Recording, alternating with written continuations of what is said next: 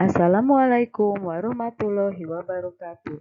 Salam bertemu kembali dengan Tia Novianti dari SMK Negeri 2 Cimahi. Kali ini saya akan menjelaskan materi mengenai institusi dan dinamika sosial pada mata pelajaran Proyek IPAS. Apa itu institusi sosial?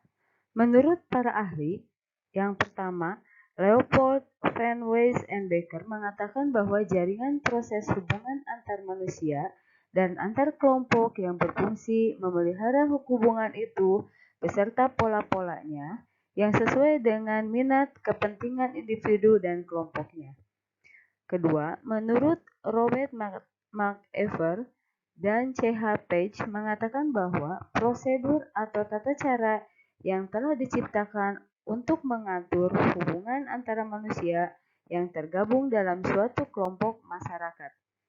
Ketiga, pendapat Kunchoro-Ningrat. Beliau mengatakan bahwa sistem tata kelakuan atau hubungan yang berpusat kepada aktivitas sosial untuk memenuhi kompleks-kompleks kebutuhan khusus dalam kehidupan masyarakat. Keempat, dikemukakan oleh Sujono Sukanto.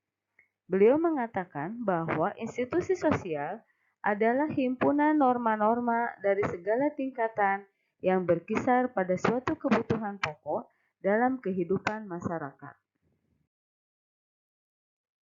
Institusi sosial dapat diartikan sebagai sistem sosial yang diciptakan melalui adat istiadat dan disesuaikan pada setiap daerah yang berfungsi untuk mengatur pola maupun serangkaian tata cara agar tercipta suatu hubungan masyarakat yang memiliki satu tujuan utama.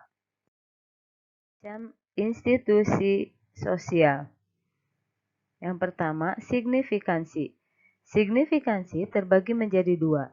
Basic institution merupakan institusi yang keberadaannya sentral atau penting di dalam masyarakat. Contohnya adalah keluarga. Kedua, subsidiary institution merupakan institusi yang keberadaannya sebagai pelengkap dalam masyarakat. Contohnya lembaga pariwisata.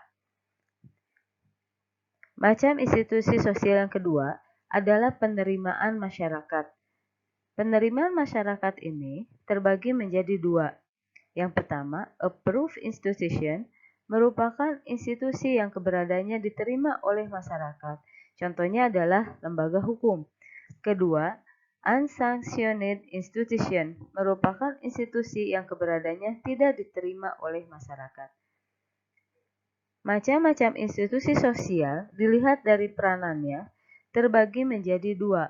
Operative institution merupakan institusi yang fokusnya menjalankan aktivitas tertentu dalam masyarakat. Contohnya adalah kepolisian. Kedua, regulative institution merupakan institusi yang fokusnya mengawasi. Contohnya adalah KPK. Institusi sosial dilihat dari penyebarannya terbagi menjadi dua, yaitu general institution merupakan institusi yang tersebar luas dan berguna untuk masyarakat umum. Sebagai contoh adalah lembaga agama. Kedua, restricted institution merupakan institusi yang terbatas bagi kelompok masyarakat tertentu saja. Sebagai contoh adalah MUI. Dilihat dari perkembangannya, institusi sosial terbagi menjadi dua. Recipe institution dibentuk secara spontan dan tumbuh secara bertahap seiring dengan berjalannya waktu. Contohnya lembaga pernikahan. Kedua, reenacted institution dibentuk secara sengaja demi memenuhi kepentingan tertentu. Contohnya lembaga pendidikan. Dinamika sosial adalah perubahan sosial yang terjadi akibat adanya interaksi dalam dua atau lebih individu dalam suatu masyarakat yang memiliki hubungan psikologis secara jelas dalam situasi yang dialami. Kajian dinamika sosial.